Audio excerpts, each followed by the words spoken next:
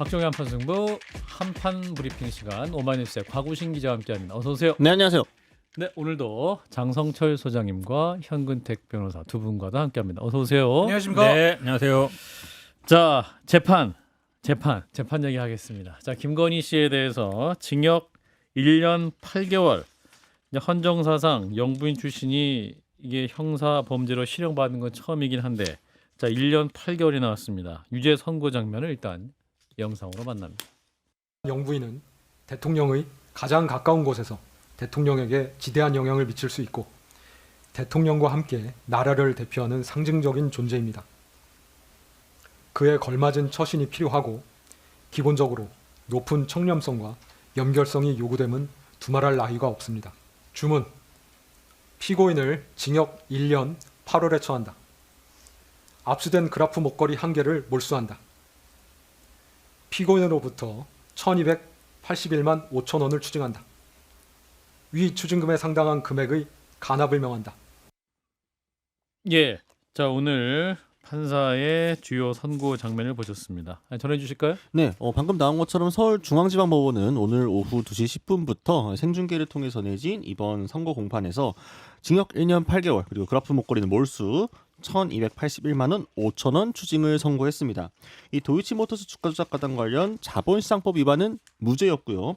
명태균 씨가 제공한 여론조사를 58번 무상으로 수수했다는 정치자금법 위반 혐의 역시도 무죄가 나왔는데요. 예. 8,293만 원 상당의 이 명품 목걸이와 가방 등을 통일교로부터 수수했다라고 하는 알선수재 혐의 이것만 일부 유죄가 인정이 됐습니다.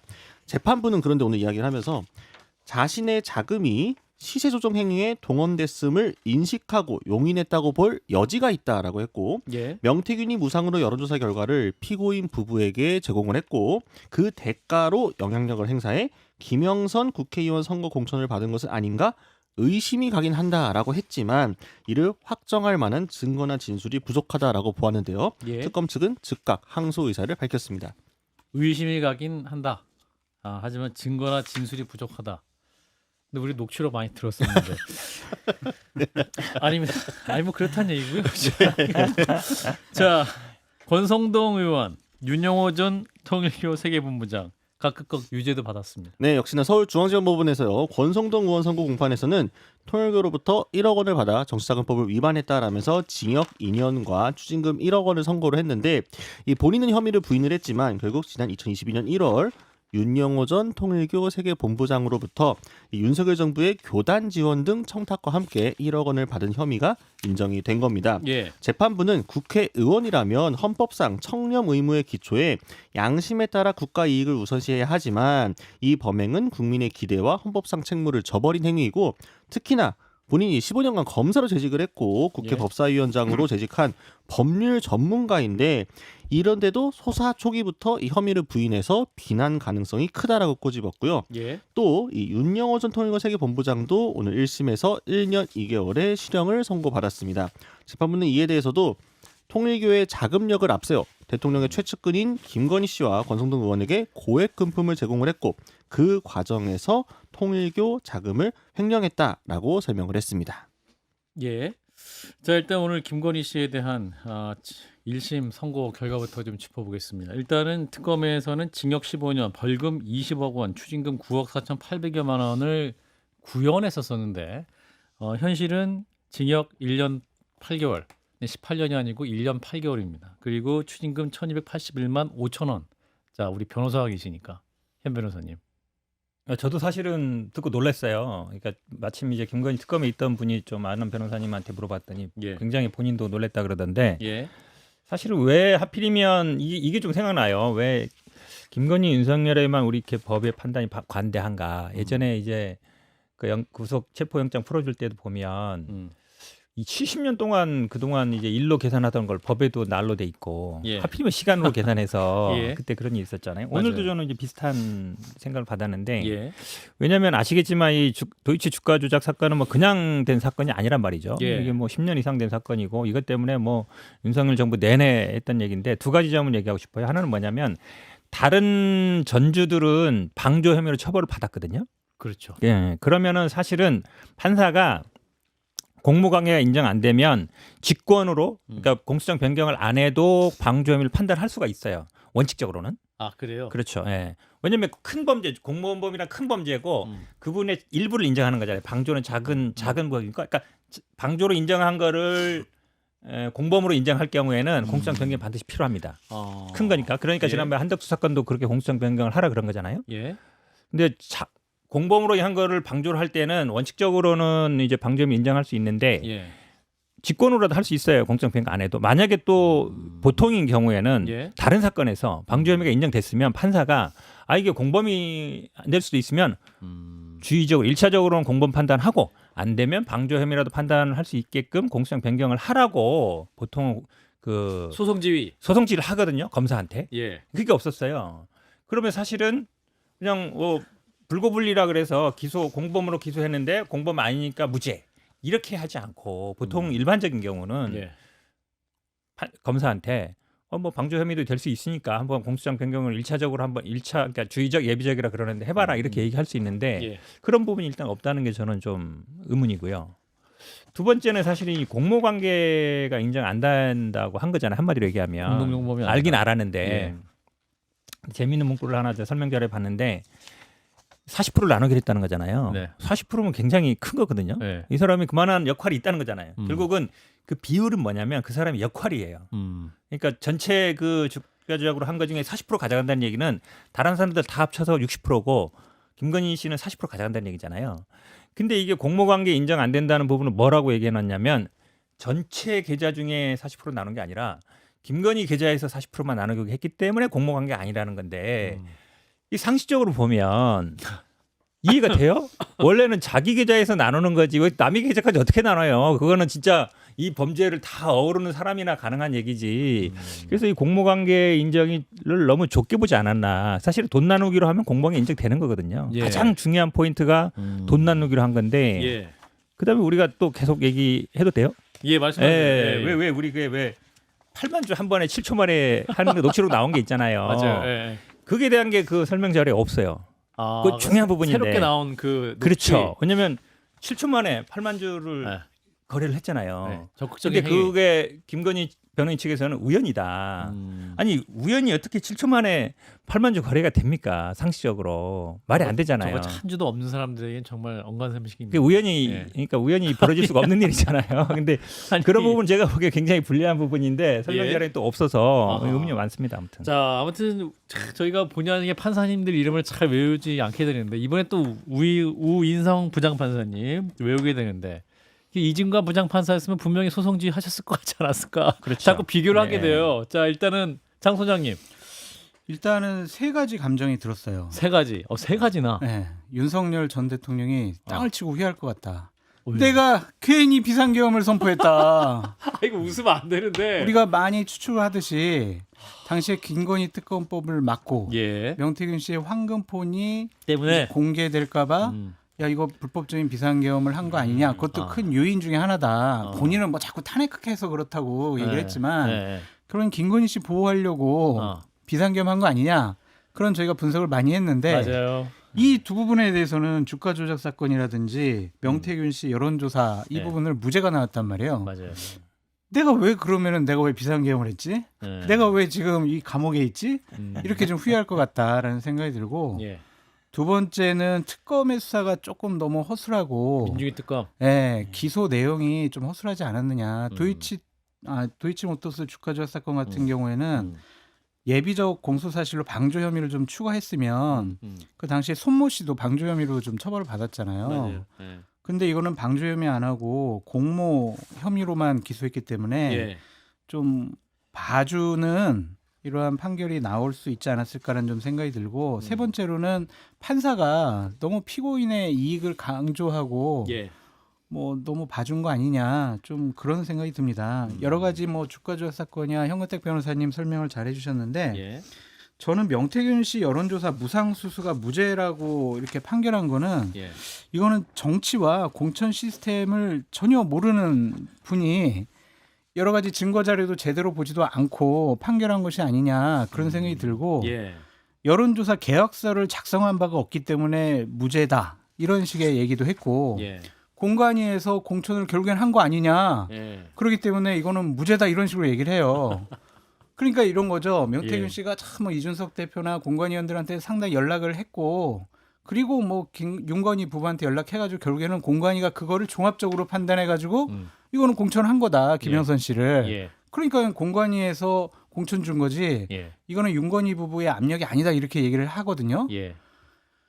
명태균 씨가 주위에 있는 이준석 대표든 주위에 있는 사람들에게 얘기를 했는데 안 되니까 마지막에 공천받기 전날 윤건희 부부에게 전화해가지고 네. 제발 좀 공천 줘야 된다고 해서 윤석열 전 대통령이 내가 뭐 걔네들 말이 많지만 내가 뭐 얘기했어 뭐 이렇게 해가지고 결정난 거 아니겠어요. 그러니까요. 그럼 이거는 당연히 이러한 뭐 무상 여론조사를 보고 은혜를 갚기 위해서 공천을 한 거라고 영향을 끼쳤다고 볼 수밖에 없는데 예.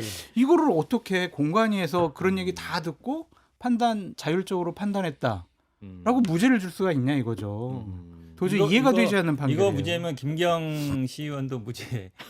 왜냐하면 그것도 공관위에서 결정한 거거든요. 그렇지. 1억 공관위에 결정한 거예요. 뭐 돈을 줬든 받든 간에 공관위에서 회의해가지고 결정한 거잖아요. 네. 그럼 이게 지금 말씀처럼 야 정치를 몰라도 진짜 너무 모른다. 사실은 약간 그 공관이라는 게 어찌 보면 약간 요식행위거든요. 예. 약간 요식행위인데 대통령이나 지금 김건희 다 녹취도 다 나오잖아요. 아이 좀 해줘 이렇게 녹취가 나왔는데 그게 예.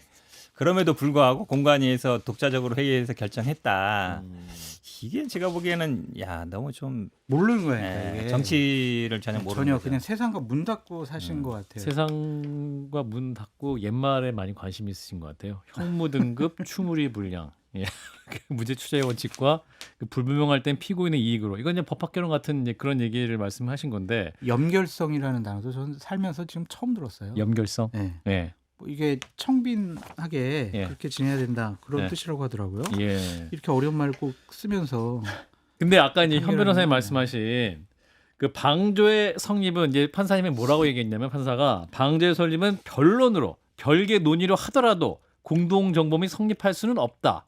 그러니까 별개 논의를 하더라도 별개 논의하면 성립할 수 있다는 아니, 걸 그러니까 약간 지금 말씀하셨지만 네. 다른 전주들이 방조로 인정됐기 때문에 네. 방조 혐의로 인정됐잖아요. 그러면 이제 이 방조 혐의가 인정되냐 안 되냐 부분에 대해서 논의를 했어야 되거든요. 물론 이제 공소장 변경 없이 바로 방조 혐의를 인정해 버리면 피고인한테 불이익이 되기 때문에 검사한테 방조 혐의 좀 검토해 보십시오 하고 공소장 변경하면은 피고인도 그거에 대해서 방어권 행사를 하면 되거든요. 네. 왜냐하면 이 같은 사건이잖아요. 그렇죠. 이게 뭐 다른 사건도 아니고 그럼 이 부분에 대해서 판단을 안 했다는 거거든요. 예. 그러니까 물론 이제 뭐 특검이 뭐 실수했을 부분도 있는데 특검도 좀 아쉽죠. 왜냐면 특검은 기소 및 재판 과정에 정범이 성립하기 어려울 경우 방조범으로 처벌도 검토해 달라는 입장을 취하거나 공소장 변경을 신청하지는 않았다. 알았어요. 그 부분이 공소장 변경을 했어야죠. 왜냐면 원래는 판사는 불고불리라 그래서 기소하지 않은 것에 판단하지 않는 게 원칙이에요. 그렇죠. 그러니까 판사는 원칙대로 했을 수도 있다. 아니 그렇긴 한데 아까 말씀드렸잖아요. 그러니까 공범으로 기소했을 때 방조범이 인정되면은 그 예. 부분에 대해서는 소송 지휘권을 행사한단 말이에요. 예, 보통 예. 변경하라고 얘기하고. 근데 그런 부분에 대해서 그냥 뭐 공범 아니니까 예. 방조는 나중에 판단 알아서 하고 나는 몰라. 아. 나는 그냥 기소한 건 판단을 할래. 이렇게 한 거잖아요. 알겠습니다. 제가 보기엔 너무 아니, 좀 저현 변호사님한테 하나만 여쭤볼게요. 예. 이게 더 드려야겠어요. 그만큼 말씀해 주셨는데. 한 하나만 더. 문장만. 한 문장만. 이게 판결 내용에 나와 있는 거거든요. 예. 김건희 씨가 미필적으로나마 네. 시세 조정을 인식하면서도 용인했다고 볼 여지가 없지 않다. 있다라는 거잖아요. 네. 시세 조정을 인식했다라는 거잖아요. 그러니까 40%로 받기로 했겠죠. 그런데 시세 조종 세력 중 누구도 네. 피고인에게 시세 조종에 관해서 알려줬다고 진술하는 사람이 없기 때문에 무죄다. 이렇게 얘기를 했어요. 이게 맞는 성립인가? 아니 그러니까 공모를 하려면 뭔가 뭐 만나서 회의를 하거나 뭐 카톡을 주거나 문자를 주거나 해야 예. 되는데 우리가 공모 공동 정범이라는 게 이게 아까 제가 말씀드리려고 그랬는데 모의에만 참여하거나 아니면 일부만 기능적 행위 지배라 뭐 죄송합니다. 법적 용어를 써서 분업 관계에 있는 한 사람이 중요한 역할을 하면 공모관계 인정하거든요. 예. 근데 주가 조작에서 사실은 이 직접 트레이드 거래하는 사람도 중요하지만 돈 되는 사람이 얼마나 중요해요. 돈 없으면 못 하잖아요. 예. 그리고 우리가 전주. 계속 얘기한 게 돈 되는 사람 그다음에 주포 얘기 뭐 많이 했었잖아요. 네. 그러면 결국은 결국은 경제적 이득인데 이득을 40%나 가져간다는 얘기는 세상에 우리가 그냥 주식 잘 돼서 뭐 왜 40%를 왜 가져가요? 아니면 자기가 했으면 자기가 100% 가져가면 되죠. 이게 뭔가 그리고 녹음이나 그 그 증권사 녹음도 보면 아 이거 뭐 문제 있는데 약간 그런 얘기 계속 나오잖아요. 약간 본인도 이게 문제 있다는 걸 인식하고 있단 말이죠. 그러니까 그거를 단순히 그냥 뭐 서로 주고받지 않았기 때문에 무죄다 이래버리면 앞으로 많은 사람들이 그냥 각자 알아서 얘기하고 하면은 주가 조작 해도 다 무죄 받을 수 있다는 얘기잖아요. 자, 우리 국민의 한 사람으로서 곽우신 기자. 네. 자, 아니, 오늘 판결. 그 우인성 재판장께서도 예. 오늘 선고가 예. 상당한 비판 여론에 휩싸일 것을 알고 있었던 게 아닌가 싶어요. 초반에 막 깠어요, 그죠? 그렇죠. 예. 그러니까 선고 전에 얘기를 한 거가 이제 권력자든 권력을 잃은 자이든 이 법의 일반 원칙에 대해서는 예외나 차별이 있어서는 안 된다라고 하면서 이제 무죄 추정의 원칙과 예. 애매할 때는 피고인의 이익을 이 두 가지를 강조를 한 거잖아요. 그러니까 본인이 내가 이걸 하고 싶어서 하는 게 아니라 헌법과의 증거에 따라 봤더니 이럴 수밖에 없었다라고 일종의 이제 해명을 하고 시작을 한 건데 아니 그걸 정도 인식하실 정도의 분위기였으면 방금 잘 두 분 다 말씀 주신 것처럼 소송 지휘를 하든가 예. 이걸 특검 탓으로 돌릴 게 아니라 예. 본인의 이 판사로서의 역할을 조금 강조했었던 게 아닌가 해서 저는 아무튼 여러모로 많이 아쉬울 수밖에 없다. 이렇게 예, 지금 말씀드리겠습니다. 댓글에 이한영 판사 부르라고 하는데 이한영 판사가 드라마 요즘 나오시는 분이죠. 지금 우리 현실에 존재하지 않는 이한영 판사님, 이한영 판사님 같은 분을 우리가 원한다라는 건데 아까 이제 우리 장성철 수장님도 말씀하셨습니다만 그 명태균 씨의 그 여론조사 거의 50여 건, 58건이었다고 했나요? 그거 이제 무상 조사로 줬는데 그게 이제 계약서를 안 썼다.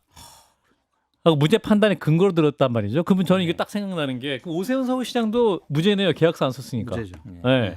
그럼 서울시장 국민의힘은 지금 오세훈 서울시장이 아주 강하게 더 사법될 수 있을 것 같은데. 사법적인 리스크를 떨쳐버리는 중요한 계기가 되지 않았을까. 서울시장의 기쁜 소식. 그런 생각이 들고 이 참 공천 시스템에 대해서 이해하지 못하는 것이 아닌가라는 생각도 들고 여러 가지 뭐 여론조사를 통해서 미공개 여론조사였지만 그걸 통해서 분위기를 잡아갈 수 있었고 그것이 당시 국민의힘 경선에서 네. 홍준표 후보랑 네. 박빙의 승부였는데 의원들이 홍준표 시장 쪽으로 못 가도록 묶어놓는 역할을 했거든요. 우리 비공개 여론조사 했는데 봐 이게 윤석열 우리가 10% 차이도 이겨 일반 국민 여론조사에도 이겨 이러니까 막 중간에 흔들렸던 분들이 안 갔어요. 근데 10명만 예. 홍준표 후보에게 갔었어도 대선 후보가 바뀔 수 있었거든요. 근데 이런 것들은 전혀 생각을 하지 못하고 이렇게 판결하는 게 맞나 좀 이해가 되질 않습니다. 그 핵심적인 논리가 이제 경제적 이익이 없다는 거, 재산적 이익이 없다는 거잖아요. 예. 그 근거로 든 게 말씀처럼 이제 계약서 쓰지 않았다. 여의도 연구하고는 계약서를 썼는데 정당은 계약서를 써야 돼요. 정당은 계약서 안 쓰면 걸리죠, 당연히. 근데 보통 이제 후보들 같은 경우 다른 경우인데 한마디로 얘기하면 자기 영업 자발적으로 한 거다. 전속적으로 한 게 아니다. 근데 사실 만약에 58번이나 했으면 만약에 이걸 만약에 문제가 아니면 아니 이거 왜 자꾸 보내세요 보내지 마세요 중단을 시키는 거 하면 되는 거거든요. 예. 계속 받았잖아요. 예. 근데 여론조사 세상에 공짜로 되는 게 아니잖아요. 하도 몇백만 원 몇천만 원 들어가는데 예. 이거를 경제적 이익이 아니다 그러면 그럼 앞으로 그럼 뭐가 경제적 이익이 돼요? 여론조사 당연히 뭐 어디 누가 공짜로 해주는 것도 아니고 예. 그리고 전속적으로 뭐 3번이라도 어쨌든 부부한테만 보낸 게 있다는 거잖아요. 예. 물론 영업 두 가지 다 있는 거죠. 영업을 위해서도 있겠지만 어쨌든 경제적 이득 제공한 건 맞거든요. 여론조사라는 게 돈이 들어가니까. 근데 그거에 대해서 그냥 뭐 전속적으로 하지 않았고 계약서 없기 때문에 이게 경제적 이득을 취한 게 아니다. 그냥 자발적으로 한 거다. 영업 활동이다. 그게 제가 보기에 말이 돼요. 나중에 결국에는 그래 나 그때 도와줬으니까 예. 내 김영선 씨 공천해줄게. 이런 식으로 분위기가 흘러갔는데 그 전까지도 다 연결시키지 않고 이렇게 판단하는 게 맞나 그런 생각도 듭니다. 예. 자, 권성동 의원 징역 2년이 나왔습니다. 열나 억울한 거죠 지금. 엄청 억울하겠죠. 권성동 의원은 엄청 억울하겠죠. 15년도 지금 1년 8개월 나왔는데 자기 4년 선고받았는데 네, 4년 구형받았는데 구형받았는데 2년이 2년 나왔어요. 그러니까 권성동 의원은 바로 이거는 법리적으로 틀리다. 그래서 나는 바로 항소하겠다. 그렇게 얘기를 했거든요. 예. 그러니까 이게 참 전반적으로 사법 불신이 나올 수밖에 없지 않을까. 판사에 그러니까요. 따라서 그러니까. 이렇게 형량이 높아지기도 하고 예. 선고가 낮아지기도 하고 이해 못할 판결과 논리를 가지고 선고를 하는 것. 저는 사법부의 독립, 판사의 독립에 대해서 대단히 중요하다고 생각하는 사람인데 예. 이쯤 되면은 뭔가 제도적으로 법령적으로 예.